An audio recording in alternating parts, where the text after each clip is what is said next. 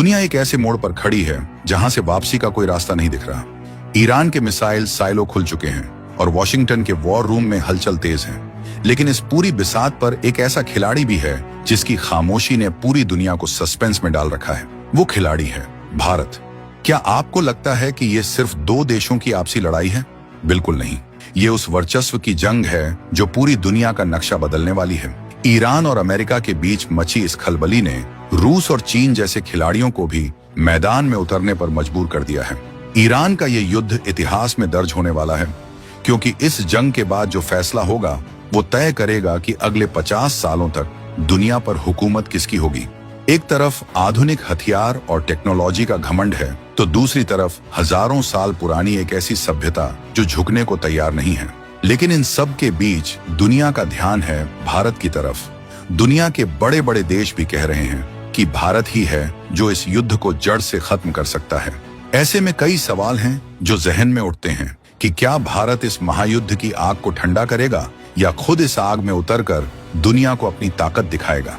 आखिर क्या है ईरान का वो राज जिसे जान गए हैं अमेरिका और इजराइल, और आखिर क्या है ईरान और भारत के बीच वो गहरा कनेक्शन जो जिसकी भयंकर चर्चा हो रही है। क्या पूरा ईरान ही कभी भारत के कब्जे में था? कैसे किया था भारत ने हजारों साल पहले ईरान वाले इलाके पर कब्जा? क्या है भारत से जुड़ा इसका सीक्रेट कनेक्शन? अगले कुछ मिनटों में जो सच आपके सामने आने वाला है वो आपकी सोच बदल देगा। चलिए इस महायुद्ध के गहरे राजों से पर्दा उठाते हैं और समझते हैं कि आखिर ईरान की इस जमीन में ऐसा क्या है जिसने पूरी दुनिया को पागल कर रखा है। आज हम हर उस सीक्रेट फाइल को खोलेंगे जो इस युद्ध की असली वजह है। सीधे चलते हैं उन ऐतिहासिक और कूटनीतिक रहस्यों की गहराई में जो आज के इस महायुद्ध का असली आधार है। 1. ईरान की सभ्यता और भारत के साथ प्राचीन सीक्रेट कनेक्शन। जब हम आज के ईरान को देखते हैं तो दिमाग में मिसाइलों और ड्रोन की तस्वीरें उभरती हैं। हमें लगता है कि यह अमेरिका और इजराइल से भिड़ने वाला कोई नया और जिद्दी देश है। लेकिन अगर आप इतिहास के पन्नों से धूल हटाएंगे तो एक ऐसा चौंकाने वाला सच सामने आएगा जो बड़े बड़े पश्चिमी इतिहासकारों की रातों की नींद उड़ा देता है। ईरान कोई रातों रात पैदा हुआ मुल्क नहीं है। इस देश की रगों में आज से नहीं बल्कि हजारों साल पहले से एक बहुत ही गहरी और रहस्यमयी सभ्यता का खून दौड़ रहा है। समय के पहिए को आज से हजारों साल पीछे घुमाते हैं।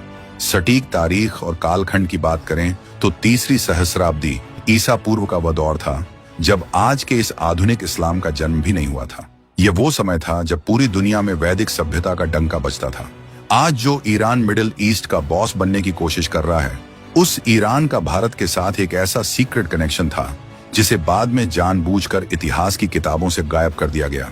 इतिहास के सबसे पुख्ता पन्नों को पलटें तो पता चलता है कि लगभग 750 ईसा पूर्व में फारसी जनजातियों ने एशिया के अलग अलग हिस्सों से निकलकर ईरान की तरफ अपना डेरा डाला था। लेकिन सच्चाई इससे भी कहीं ज्यादा गहरी और पुरानी है। आज का ईरान, जिसे प्राचीन काल में पारस या पारसिक कहा जाता था, उसकी और हमारे भारत की जड़ें बिल्कुल एक ही पेड़ से जुड़ी हुई थी। यह कोई हवाई बात नहीं है, बल्कि दुनिया भर के सबसे बड़े भाषा विज्ञानी इस बात को मान चुके हैं।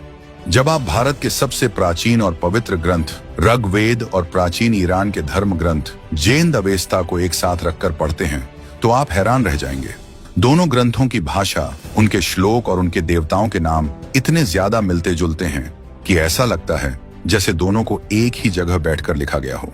वैदिक काल में हमारे ऋषि मुनि जिस पवित्र सोम रस का अनुष्ठान करते थे, बिल्कुल उसी अनुष्ठान को प्राचीन ईरान में हाउमा कहा जाता था। हमारे यहाँ यज्ञ में अग्निदेव की उपासना सबसे सर्वोच्च मानी गई और प्राचीन ईरान में भी अग्नि को ही सबसे पवित्र और सर्वोपरि देवता मानकर पूजा जाता था। ये सारी बातें साफ इशारा करती हैं कि सीमाएं भले ही अलग रही हों, लेकिन हमारी और उनकी आत्मा एक ही थी। लेकिन सबसे बड़ा और रोंगटे खड़े कर देने वाला रहस्य तो अभी खुलना बाकी है। अब सीधे आते हैं उस सीक्रेट पर जिसे सुनकर हर भारतीय का सीना गर्व से चौड़ा हो जाएगा। महाभारत काल का भू राजनीतिक कनेक्शन। जब द्वापर युग में श्री कृष्ण की नीतियां और पांडवों का परचम पूरी दुनिया में लहरा रहा था, तब भी ईरान पारसिक के साथ भारत के गहरे राजनीतिक और कूटनीतिक तार मजबूती से जुड़े हुए थे। महाभारत के शांति पर्व और सभा पर्व को जब हम डिकोड करते हैं तो उसमें यवन और म्लेच्छ राजाओं का बहुत ही विस्तार से जिक्र आता है। ये वो राजा थे जो भारत की पश्चिमी सीमाओं यानी आज के पाकिस्तान से आगे, पार करके दूर दराज के इलाकों पर राज करते थे। इसी दौरान एक बहुत ही रहस्यमयी और दिलचस्प नाम सामने आता है, राजा भगदत्त। भगदत्त कोई मामूली राजा नहीं था, उसे सीधे भगवान सूर्य का वरदान प्राप्त था और वह प्रागज्योतिषपुर नाम के राज्य का स्वामी था। लेकिन जब आधुनिक इतिहासकारों ने पुरानी फाइलों को खंगाला तो एक बहुत ही चौंकाने वाली रिसर्च सामने आई। पता चला कि 3री शताब्दी ईसा पूर्व में फारस यानी ईरान पर बगाडेट्स प्रथम नाम का एक बहुत ही ताकतवर शासक राज करता था। अब जरा इस नाम की डिकोडिंग को ध्यान से समझिए। पुरानी ईरानी भाषा में बगडेट्स शब्द का बिल्कुल वही मतलब होता है जो हमारी संस्कृत भाषा में भगदत्त का होता है, यानी भगवान द्वारा दिया गया। ये कोई मामूली इत्तेफाक नहीं हो सकता। और बात सिर्फ एक राजा की नहीं है। जब मगध के महाशक्तिशाली सम्राट जरासंध ने अपना साम्राज्य फैलाना शुरू किया तो पूरे भारतवर्ष की भू राजनीति में एक भयंकर भूचाल आ गया था। जरासंध की विशाल सेनाओं और उसके खौफनाक विस्तारवाद से बचने के लिए भारत के कई छोटे राजा और कबीले अपनी जान और अपनी संस्कृति बचाने के लिए पश्चिमी सीमाओं को पार कर गए। ऐतिहासिक और पुरातात्विक रिसर्च यह बताती है कि यही वो भारतीय कबीले थे जो जाकर आज के ईरान और इराक के क्षेत्रों में बस गए थे, यानी जिसे आज हम मध्य पूर्व कहते हैं। वहां हजारों साल पहले हमारे ही पूर्वजों ने जाकर अपनी बस्तियां बसाई थी। इसके और भी कई अचूक सबूत मौजूद हैं। क्या आपको पता है कि भगवान राम के पूर्वजों का ईरान के साथ क्या रिश्ता था?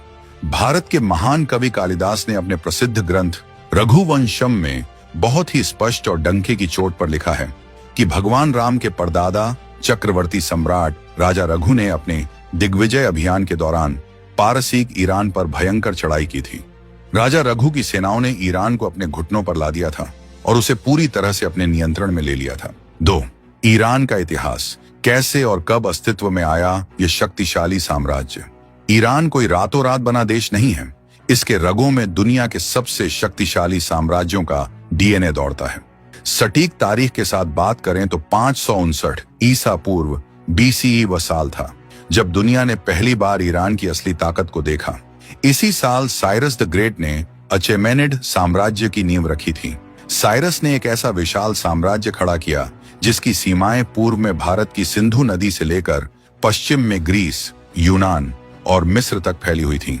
हजारों साल पहले यह साम्राज्य दुनिया का सबसे ताकतवर सुपर पावर था। इनकी राजधानी सूसा हुआ करती थी जो उस समय के ग्लोबल ट्रेड और पावर का सबसे बड़ा सेंटर थी। इस साम्राज्य का रुतबा ऐसा था कि ग्रीस के राजा भी इनके नाम से खौफ खाते थे। लेकिन फिर 330 ईसा पूर्व में सिकंदर महान अलेक्जेंडर द ग्रेट ने इस अचेमेनिड साम्राज्य को हराकर ईरान पर अपना कब्जा जमा लिया। समय बीतता गया और ईरान ने कई उतार चढ़ाव देखे। सदियों बाद 7वीं शताब्दी में अरबों ने फारस पर विजय प्राप्त की और इसके बाद ही ईरान का पूरा धार्मिक और सामाजिक स्वरूप बदल गया। पारसी धर्म को मानने वाले कई लोगों को अपनी संस्कृति बचाने के लिए वहां से निकलना पड़ा और आपको जानकर गर्व होगा कि तब भी भारत ने ही उन्हें शरण दी थी। गुजरात के राजा नवसारी ने उन पारसियों को अपने राज्य में जगह दी जो आज भी भारत की तरक्की में बहुत बड़ा योगदान दे रहे हैं। आधुनिक इतिहास की बात करें तो 1979 का साल ईरान के लिए सबसे बड़ा टर्निंग पॉइंट साबित हुआ। यह वह साल था जब ईरान में एक भयंकर सत्ता परिवर्तन हुआ जिसे इस्लामिक क्रांति कहा जाता है। अमेरिका के समर्थन वाले शाह को गद्दी से हटा दिया गया और देश की कमान धार्मिक नेताओं के हाथ में आ गई। यहीं से ईरान और अमेरिका के बीच जो दुश्मनी शुरू हुई वो आज 2026 में महायुद्ध की शक्ल ले चुकी है। ईरान ने अपनी सैन्य ताकत, ड्रोन तकनीक और मिसाइल प्रोग्राम को इतना एडवांस कर लिया है कि आज वह पश्चिमी देशों की आंखों में आंखें डालकर चुनौती दे रहा है। 3. महायुद्ध की तरफ बढ़ती ईरान जंग। कई देशों की एंट्री और भारत का अलर्ट मोड। आज 2026 में दुनिया के नक्शे पर जो कुछ भी हो रहा है वो किसी आम लड़ाई का हिस्सा नहीं है। मध्य पूर्व का पूरा इलाका इस वक्त बारूद के एक ऐसे विशाल पहाड़ पर बैठा है जिसमें किसी भी सेकंड सबसे बड़ा धमाका हो सकता है।